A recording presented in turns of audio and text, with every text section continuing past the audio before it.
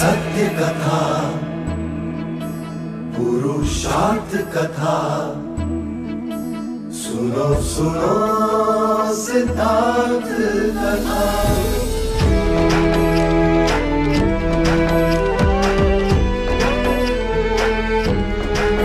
संसार में दुख का कारण क्या, संताप शोक का निवारण क्या। संसार में दुख का कारण क्या, संताप शोक का निवारण क्या। इस खोज में सब कुछ त्याग दिया, हर वैभव से वैराग लिया। वो सृष्टि से संयुक्त हुए, सिद्धार्थ से गौतम बुद्ध हुए।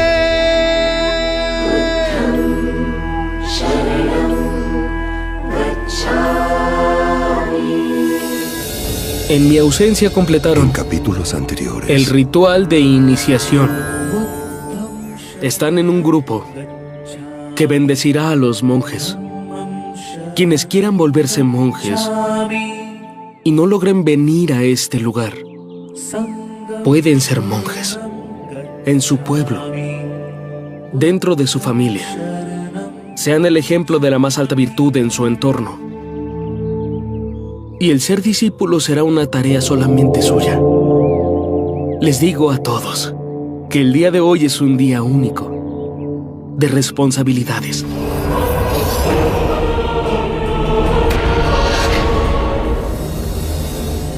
Pero con esa arrogancia se declaró Buda de ese día en adelante. ¡Qué tristeza! Y él no cree en los Vedas. Y para él, las escrituras no significan nada. ¿Qué tal si creamos un enemigo que ataque a nuestro otro enemigo? El hijo de su majestad, Bimbisar, el príncipe, el gran Ayat Shatru. Si धर्म का मार्ग मिले तो केवल मुझे नहीं, वो सबके लिए उपलब्ध होना चाहिए। और अंत में मेरी भयानक परीक्षा हुई। काम, क्रोध, माया, वासना, तृष्णा मेरे सामने कई रूपों में आए, पर मैं विचलित नहीं हुआ, अडिग रहा। मैंने संकल्प लिया, प्राण जाए या परम सत्य उपलब्ध हो। और अंत में मुझे परम सत्य प्राप्त हुआ।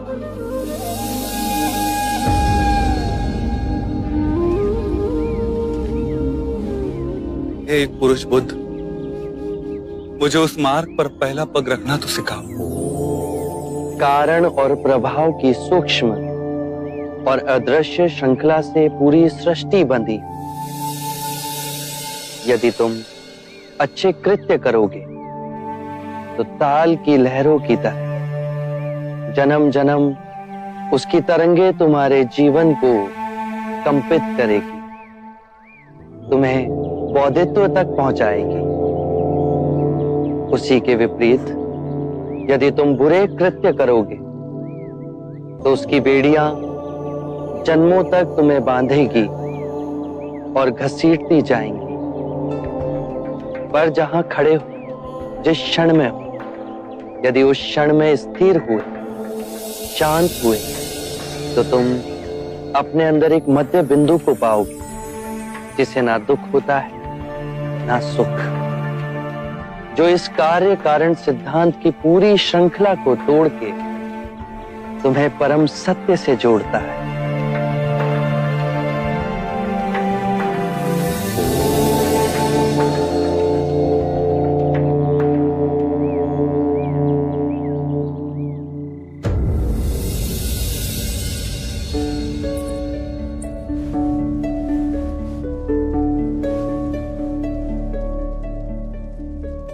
यशो, तुमने तो पूरे कक्ष में दीपावली मना रखी है। माँ, किसी के आगमन की खुशी में दीप प्रज्वलित किए जाते हैं ना। मेरे जीवन में दीपक कब प्रज्वलित होंगे माँ? यशो, तू क्यों धीरज खोती है? माँ, हम सब भी तो दीपक के समान हैं। एक विरह के शोक से छटपटाते पिता जो स्वयं जलकर दूसरों को प्रकाश दे रहे हैं। एक ममतामयी माँ जो अपने आंसू छुपाकर अपनी बहू के आंसू पोंछती है। और एक माँ जो स्वयं दिए की भांति जलकर अपने पुत्र की याद को सदा अपने मन में प्रज्वलित रखती है। और एक बहू जो स्वयं जलकर अपने वृद्ध माता पिता और आशा के कोमल पौधे राहुल को ज्योति देती है। जिसके मार्ग में ये दिए जलाए हैं वो आएंगे ना माँ? कहीं वो हमें भूल तो नहीं गए? उन्हें अपने प्रश्नों का उत्तर पाकर घर वापस आना था। दिन पर दिन बीतते जा रहे हैं, ना तो उनके आने का कोई समाचार आया और ना ही कोई अपनी सूचना भिजवाई। यशो, एक तरफ दिए भी जलाती है और दूसरी तरफ अपने मन में शंका भी पैदा करती है। सिद्धार्थ सब कुछ भूल सकता है, पर तुझे अपने पिता को, अपनी माता को, अपने पुत्र राहुल को और अपनी प्रजा को कभी नहीं भूल सकता। जिनके दुख दूर करने वो घर छोड़ कर गया। सिद्धार्थ आएगा, वो अवश्य आएगा। पर आपके आंसू तो कुछ और ही कह रहे हैं माँ।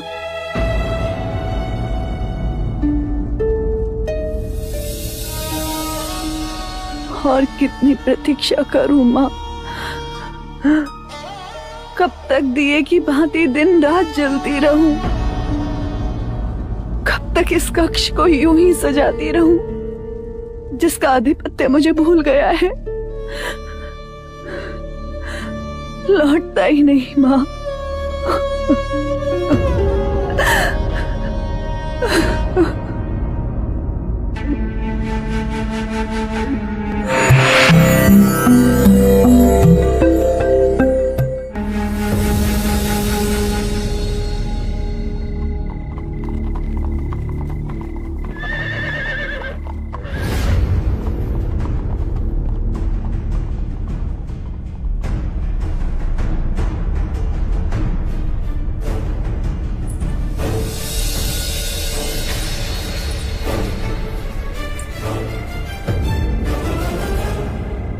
इस समय महल से बाहर कौन जा रहा है?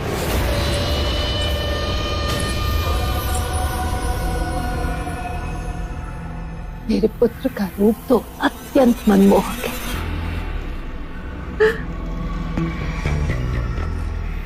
मेरी बुद्धि की दाद नहीं दोगी माँ? अरे मेरे होनहार पुत्र, क्या दाव खेला है तूने? नंद को ही महाराज के विरोध कर दिया। एक तीर से दो शिकार। बस देव अब इन दोनों के बीच में एक ऐसी दीवार खड़ी करते कि महाराज कभी भी नंद को राजगद्दी देने के बारे में ना सोचे। महाराज नंद को राजगद्दी दे भी दे तो क्या, इसके बाद नंद रहेगा तो मेरे हाथों की कठपुतली बनकर ही। रंग भवन की लत एक बार से लग गई तो राजकाज सब भूल जाएगा। मादिरा के नशे में ऐसा डुबोऊंगा उसे, फिर कभी उबर ना पाएगा। वासनाओं के धागे से ऐसा बांधूंगा उसे गणिकाओं के साथ, फिर उसका पतन निश्चित है। महाराज उससे घृणा करने लगेंगे। मैं भारी जाऊं मेरे सुपुत्र। सिद्धार्थ रुक गया। अब नंद को ऐसे कुएं में धकेलूंगा कि जीवन भर वहीं सड़ता रहेगा।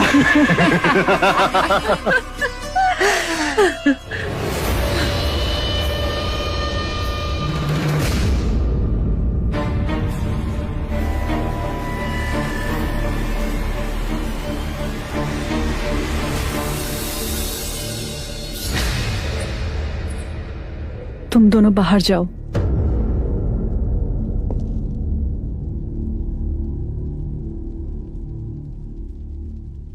कहाँ जा रहे हो नंद?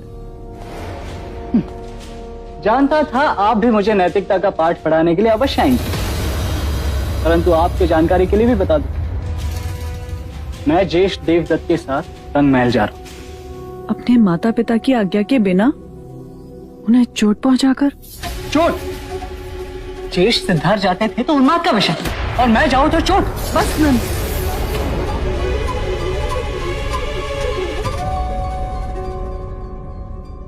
किस मुंह से तुम अपने ज्येष्ठ से अपनी तुलना कर रहे हो? इतने से भी गुण है तुम्हारे अंदर तुम्हारे ज्येष्ठ जैसे। इस दर्पण में देखो, ये आंखों में झांको और पूछो, उत्तर तुम्हें स्वयं मिल जाएगा। ठीक है, मान गया मैं उनके जितना उच्च नहीं। प्रश्न ऊंच नीच का नहीं है। तुम्हारे ज्येष्ठ को सन्यासी होने का विचार काफी कम उम्र में आया। क्या सपने में भी तुम्हें ये विचार आया? अपने माता पिता की मनोस्थिति को समझो, उनकी चेष्टा थी कि तुम्हारे ज्येष्ठ विलासी बने, जिससे सन्यासी होने का विचार उनके मन से धीरे धीरे समाप्त हो जाए। गणिकाओं के मुंह के पल्लू में बंधकर तुम सर्वनाश की ओर जा रहे हो। ऐसी कितनी सुंदर प्रवीण गणिकाओं ने तुम्हारे ज्येष्ठ को रिझाने की चेष्टा की, वो नहीं रिझे। सारी गणिकाओं ने तुम्हारे ज्येष्ठ के सामने हार मान ली। तुम अपनी तुलना अपने ज्येष्ठ से कर रहे हो तो सत्य सुनो, आम्रपाली भी तुम्हारे ज्येष्ठ को मोहित ना कर सकी। कीचड़ में खिलने वाला हर फूल कमल नहीं होता नंद। और फिर तुम्हारे ऊपर तो बहुत सारी जिम्मेदारी है। महाराज से लेकर कपिलवस्तु की सारी प्रजा को तुम्हें ही संभालना है। तुम भविष्य हो हमारा।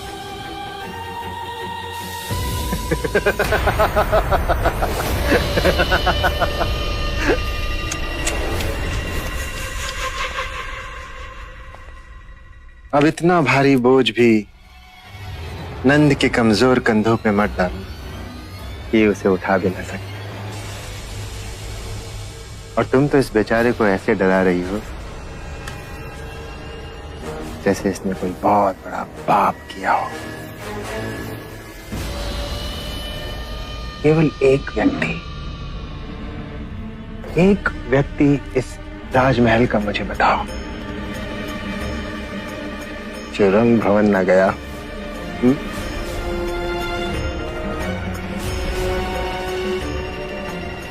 है कोई जवाब? नहीं है ना? तो नंद क्यों ना जाए?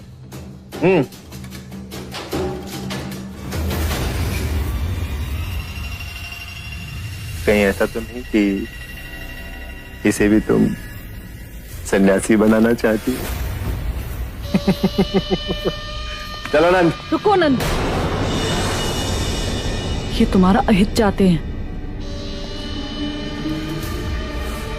इसे अपने पल्लू से न बांधो यशो। इसे तो जीवन का रस पीने दो। मैं रथ के पास तुम्हारी प्रतीक्षा कर रहा हूं नंद।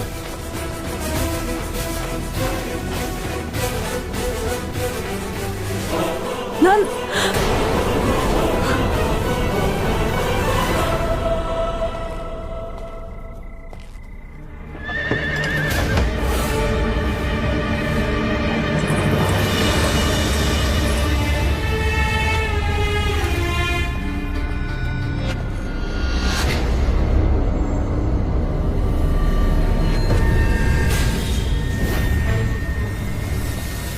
अपने जीवन के निर्णय दूसरों को न लेने दो। बड़े हो गए हो तुम, अब अच्छे बुरे की समझ तुम्हें स्वयं आ गई है। चलो। सत्य कहा आपने ज्येष्ठ। मैं अपना भला बुरा समझने योग्य अवश्य हो गया। आप जाइए, मैं नहीं जाऊंगा।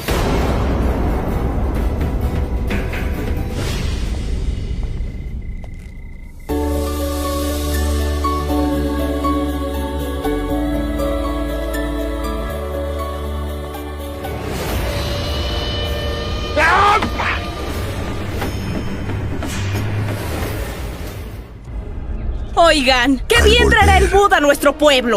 Si él fue capaz de abandonar a su esposa en su hogar. ¡Van a dejar pobre a la sociedad! ¡Retírense de aquí! ¡No se atrevan a volver a este lugar! ¡Largo! Es mi hijo amado, Ayad Shatru. Que te bendiga. Lo lamento, pero ante nadie inclino mi cabeza.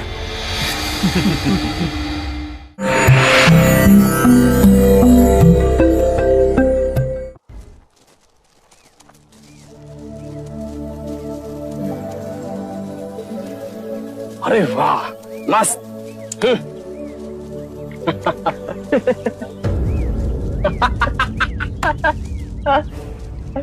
देख, ओम भगवती भिक्षाम देहि। हट्टे कट्टे हैं, नौजवान है, फिर भी कटोरा उठाकर भीख मांगते फिरते हैं। शर्म भी नहीं आती इन्हें। अरे भाई, बगैर पसीना भाई मुफ्त की रोटियां तो तोड़ेंगे। अरे ये बुद्धा मनुष्य का कल्याण क्या करेगा जो अपनी पत्नी को विधवा छोड़ घर से चला आया है। ये तो पूरे समाज को निर्वंश बना देंगे। चले जाओ यहाँ से, वापस आने का साहस भी ना करना। जाओ।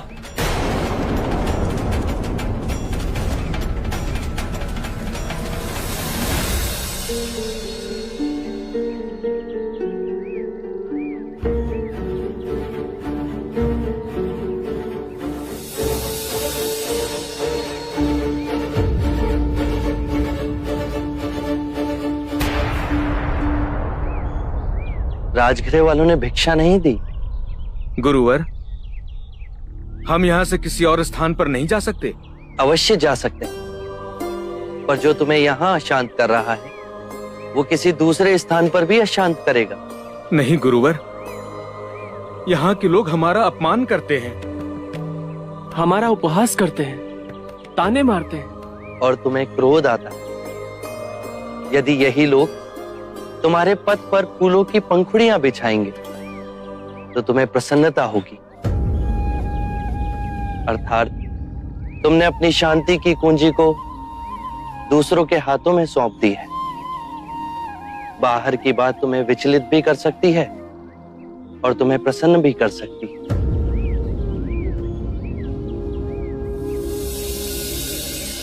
गुरुवर, हमसे ही भूल हुई। यदि बाहर के कारण दुख और क्रोध हमारे मन में है तो हमने ही मन से आपके संदेश को ग्रहण नहीं किया है।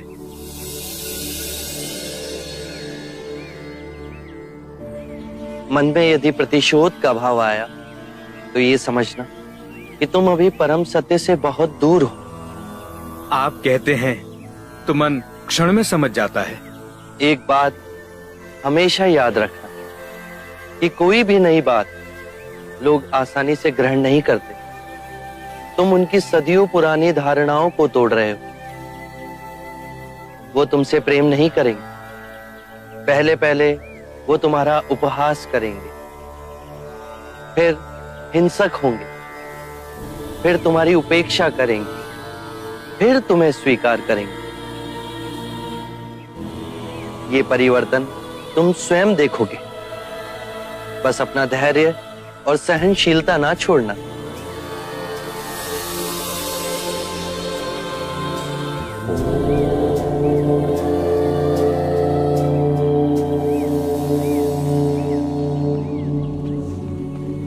प्रणाम गुरुदेव। महाराज बिंबिसार ने आपके लिए रथ भेजा है, चलने की कृपा कीजिए। धन्यवाद, परंतु आप महाराज से कह दीजिएगा कि मैं अपने भिक्षुओं के साथ राजमहल चलकर आ रहा हूं। जैसी आपकी आज्ञा गुरुदेव।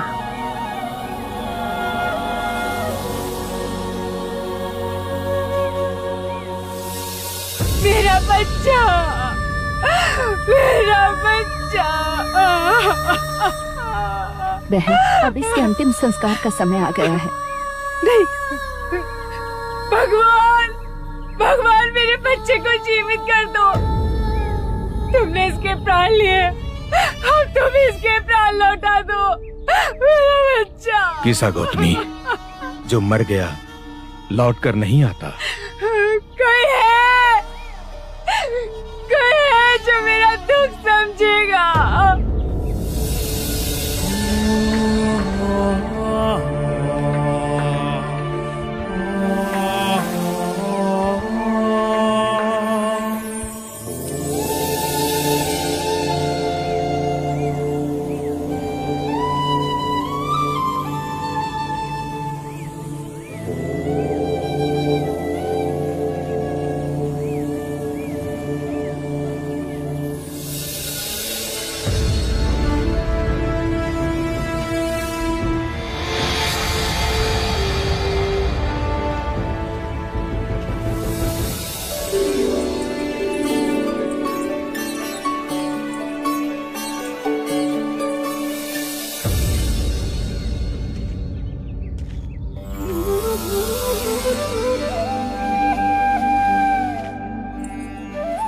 महारानी, बुद्ध आ गए हैं।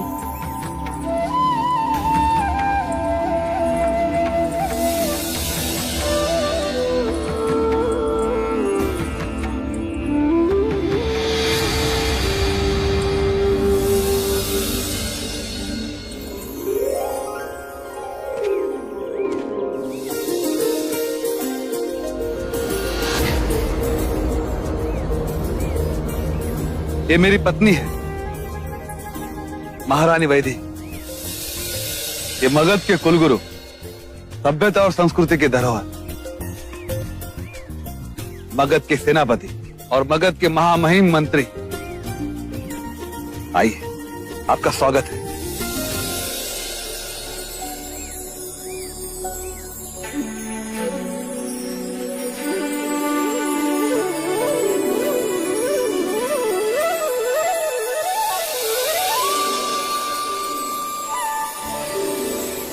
क्या भोजन हेतु आसन ग्रहण करें? आसन ग्रहण करें।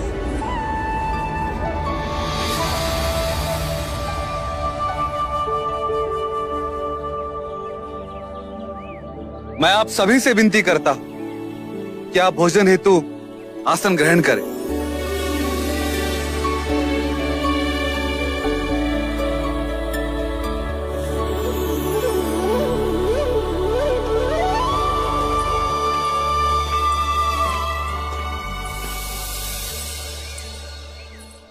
सेनापति,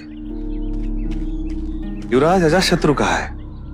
वो प्रशिक्षण क्षेत्र में शस्त्रों से अभ्यास कर रहे। क्या उन्हें किसी ने सूचना नहीं दी कि आज स्वयं बुद्ध यहाँ पधारने वाले हैं? उन्हें ज्ञात है महाराज। आपने भी उन्हें सूचित नहीं किया? पर मैंने तो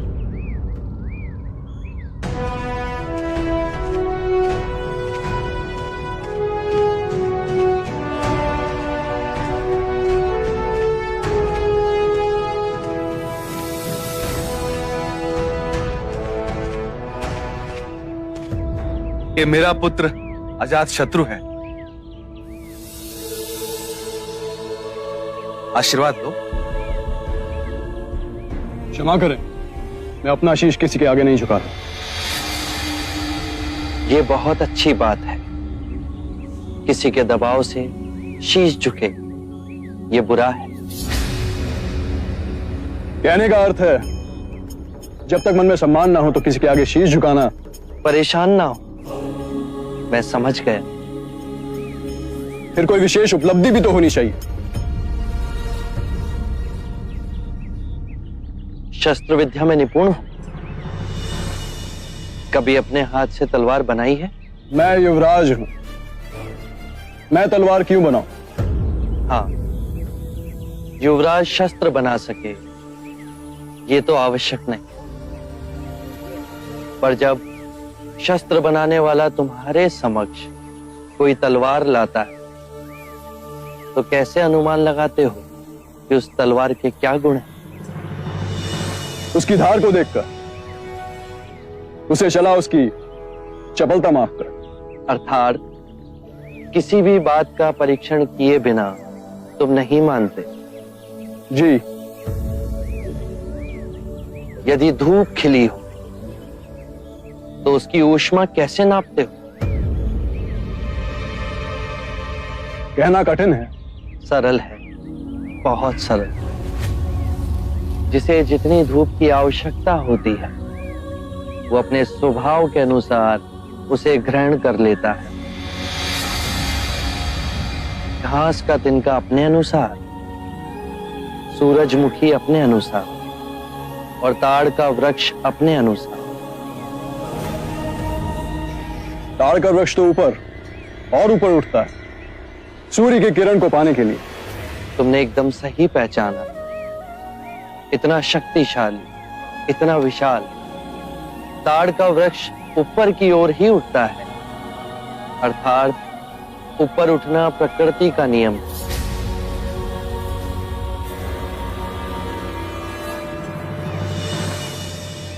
मैं स्नान करके आपके सामने उपस्थित होता हूं।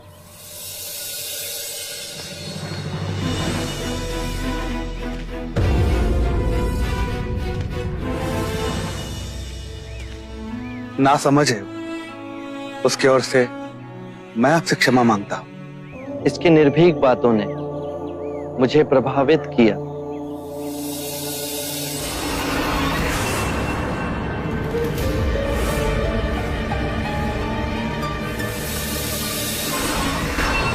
Existe alguien al volver que podría revivirlo. ¿Quién es él? Dímelo ya. Es Buda. Quiero que me quites todo el dolor que tengo. Por favor, te ruego que me devuelvas a mi hijo.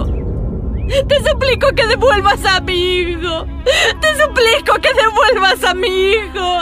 Puedo ayudarte a que tu hijo recobre su vida.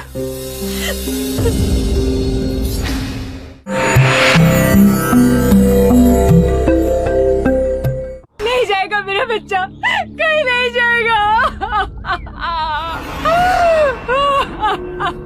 Saket गुरु प्रणाम।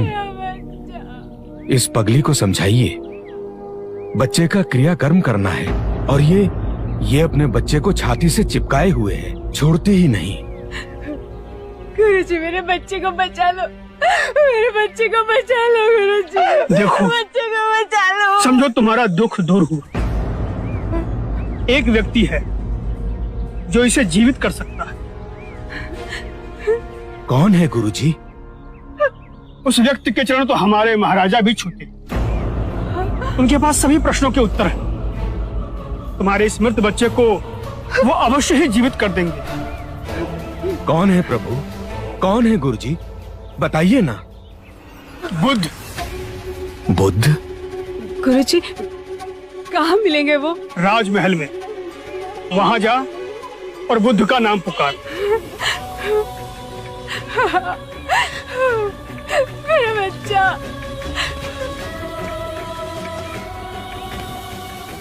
अगर सच में वो पहुंचे हुए महात्मा हैं, तो गौतमी के बच्चे को अवश्य जीवित कर देंगे।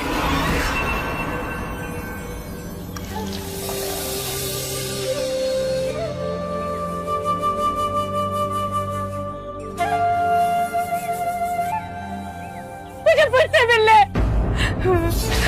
तू इधर क्यों आई है?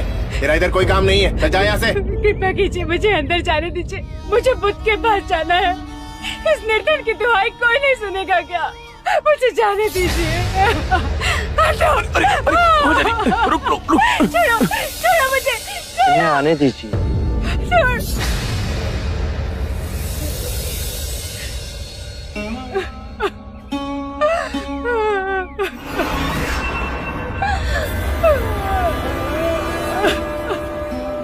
मैं बहुत आशा लेके आई हूँ आपके पास।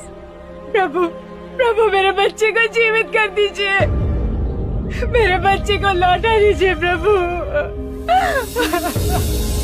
इस निर्धन की पीड़ा का निवारण कर दीजिए। मेरे बच्चे को लौटा दीजिए प्रभु।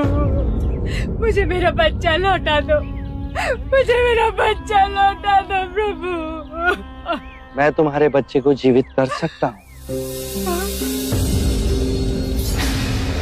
पर उसके लिए तुम्हें एक काम करना होगा। किसी भी एक घर से एक मुट्ठी सरसों के दाने लाने होंगे। हाँ प्रभु, मैं तुरंत लेके आऊंगी। पर एक बात ध्यान रहे, ये सरसों के दाने केवल उसी घर से लाना जिस घर में कभी किसी की मृत्यु नहीं हुई हो। हाँ प्रभु। मेरा बच्चा।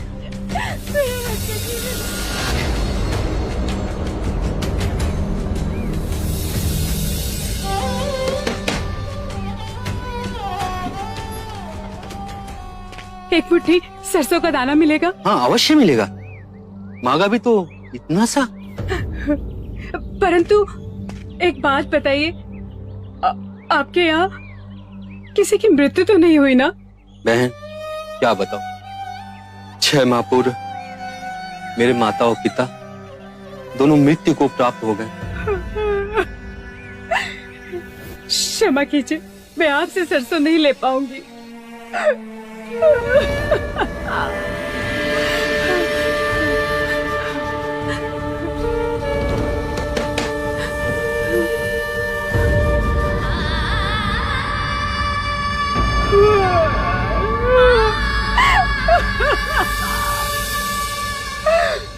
मेरी पत्नी का देहांत हो गया। मेरा युवा पुत्र मर गया। मेरा पुत्र मेरी बहू दोनों मर गए। मेरी बीवी, मेरा बच्चा सब बाढ़ में बह गए।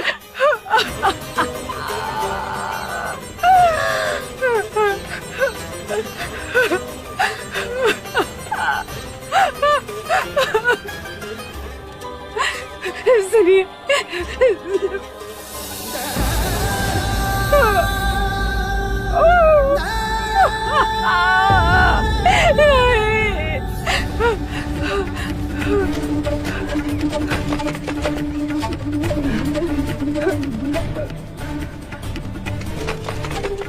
खोलिए, कोई है?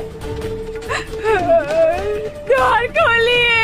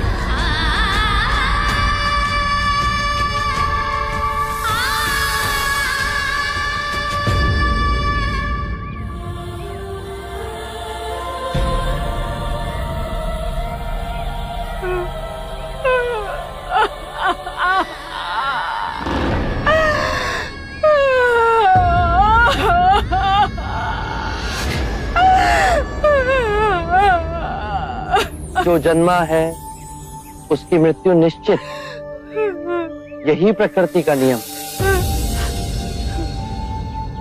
चाहे युवा हो या वृद्ध, या ज्ञानी हो या अज्ञानी, मृत्यु सभी को आनी।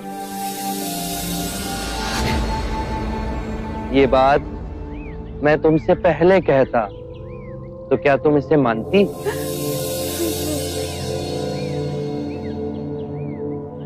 चंद्रमा हर रात्रि आकाश में यही परम सत्य दर्शाता है। पहले वो खिलता है, फिर उगता है और पूर्णिमा को पूर्ण गोलाकार आकार लेता है और अमावस्या को वो लुप्त हो जाता है। परंतु वो लुप्त नहीं हुआ, वो केवल अप्रगट हुआ। तुम्हारा पुत्र अभी जीवित है, परंतु तुम्हारे अंतर में। हाँ, उसकी अटखेलियां, उसका बालपन। तुम शांत हुई तो समझ सके। परम सत्य ये है कि जब तक सृष्टि रहेगी, दुख मनुष्य के साथ छाया की तरह चलेगा। इस दुख का कारण है वस्तु से स्वयं को बांधना, ये जानते हुए कि वस्तु क्षणभंगुर है। प्रभु, प्रभु इससे मुक्ति बेसार। मुक्ति के लिए विवेक जगाना आवश्यक है। जो आए, चाहे दुख की सूचना या आनंद की परछाई, स्वयं को इन दोनों के बीच स्थिर करो। इस मार्ग पर चल दुख के बंधन टूटेंगे और परम सत्य की उपलब्धि होगी। और जब तुम्हारे अंतर में ये चेतना जागेगी तो तुम पाओगे कि जन्म मरण, मिलन वियोग दो नहीं, एक ही है।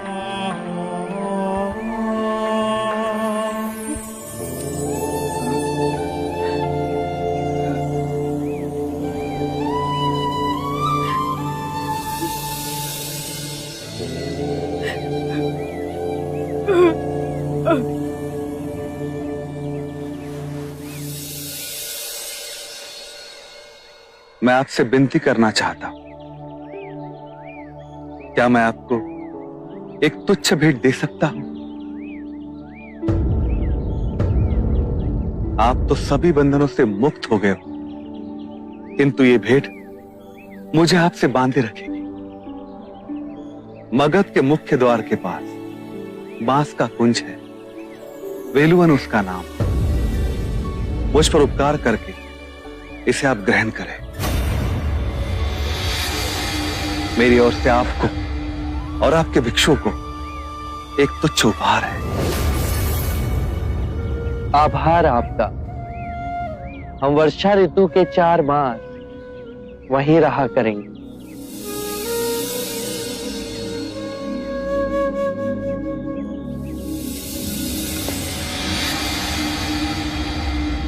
हे अजय, हे अभय, मृत्यु को परास्त करने वाले, मेरी ओर से यह तुच्छ भेंट स्वीकार करें।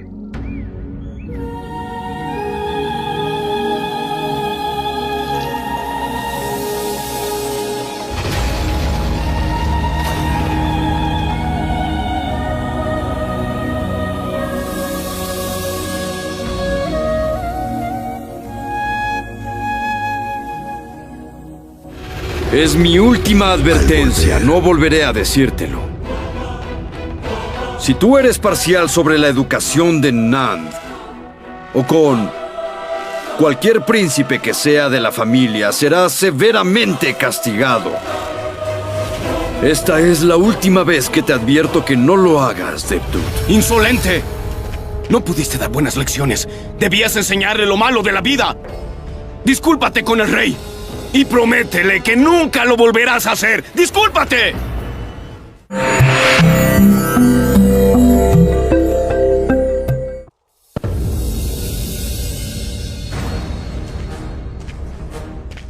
देवदत्त ने सारी सीमाओं का उल्लंघन कर दिया। महाराज, आप क्रोधित ना हो, उसे मूर्ख समझ के क्षमा कर दीजिए। मैं उसे समझाऊंगा। क्या समझाओगे उसे? समझाने से कभी माना है? आपने मुझे बुलाया महाराज? तुमने तो लाज लज्जा सब छोड़ दी है देवदत्त। मैंने महाराज? उस रात तुम्हारा अनुकरण कर नंद मदिरा में धुत था। बेहोश मनुष्य से बात करना मूर्खता है, इसलिए मैं चुप बैठा। एक बार तुम भी मदिरा के आवेश पे हमारे सामने अशिष्टता कर चुके हो देवदत्त, और तब भी तुमने सिद्धार्थ का नाम लिया। तब भी मैंने तुम्हें बुद्धिहीन समझकर क्षमा कर दिया था। पर महाराज मैं... मेरी बात ध्यान से सुनो। ये हमारी तुम्हें अंतिम चेतावनी है। इसके पश्चात हमारे सामने स्वयं नंद को अथवा राज परिवार के किसी भी युवराज को लेकर पक्षपात किया, उसका बहुत बड़ा दंड तुम्हें भुगतना होगा।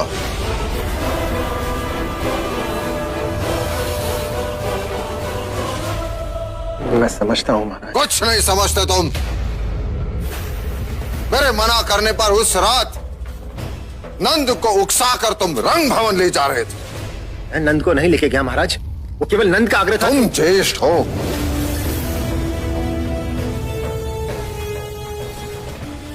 कल यदि वो कहे कि मुझे कुएं में ढकेल दो, तो तुम उसे कुएं में ढकेल दोगे। इसके पश्चात नंद रंग भवन नहीं जाएगा। यदि वो गया तो उसका उत्तरदायित्व तुम्हारा होगा। निर्लज्ज! अपने अच्छे गुण तो न सिखा सका, तो अपने अवगुण सिखा रहा है हमारे नंद को। क्षमा मांग महाराज से, और दोबारा ऐसा नहीं होगा, इस बात का वचन भी दे।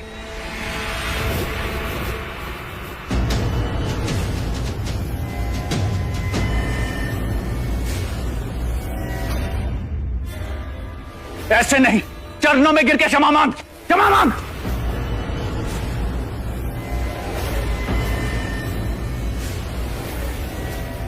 बस देवदत्त, बस।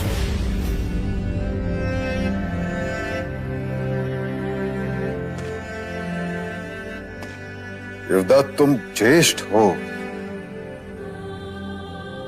हमारे सबसे प्रिय हो। तुम बार बार वही गलती दोहराते हो, उससे बड़ी पीड़ा होती है। मैं ना समझू महाराज, आपकी क्षमा का पात्र भी नहीं। तुम मेरे पुत्र हो, मेरा सहारा हो। दोबारा ऐसी गलती मत करना।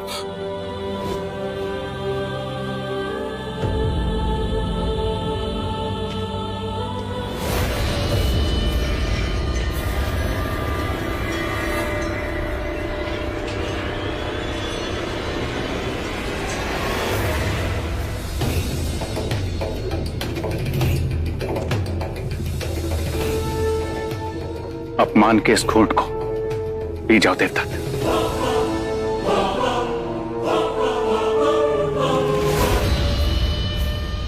नहीं, इनसे इनकी राजगद्दी छीन कर इनका वास्तविक स्थान दिखा के रहूंगा। कैसे? और कौन है जो तुम्हारी ये महत्वाकांक्षा पूर्ण करेगा? है एक व्यक्ति, अजात शत्रु। अब देखना अजात शत्रु को कैसे मोहरा बनाकर सारा खेल पलटता है देवदत्त।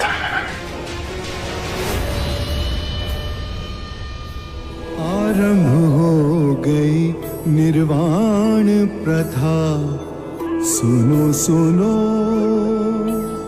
ये बुद्ध कथा। ये संसार जिसे हम यथार्थ मानते हैं, दुख और पीड़ा का क्षण भंगुर खेल है। जो जन्मा है उसकी मृत्यु निश्चित है। यही सृष्टि का नियम है।